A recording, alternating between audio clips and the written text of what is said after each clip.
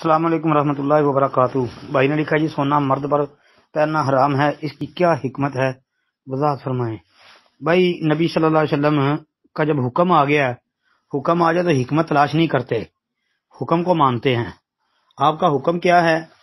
آپ نے اس کو حرام قرار دے دیا، منع کر دیا مردوں کو منع کر دیا۔ جب منع آپ نے کر دیا ہے تو پھر حکمت نہ تلاش کریں۔ سنن نسائی وغیرہ کے اندر حدیث ہے اور کتابوں میں بھی آتی ہے کہ رسول اللہ صلی اللہ علیہ وسلم نے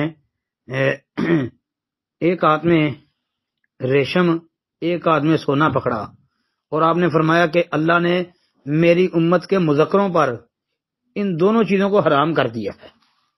جی یہ آپ دیکھ لیں، سنن نسائی کے اندر 5148 نمبر حدیث، 5147، 5146 وہ بھی چیک کر لیں۔ یہ 5148 جو ہے یہ دیکھ لیں، شیخ البانی نے بھی اس کو صحیح قرار دیا ہے۔ السلام علیکم ورحمۃ اللہ۔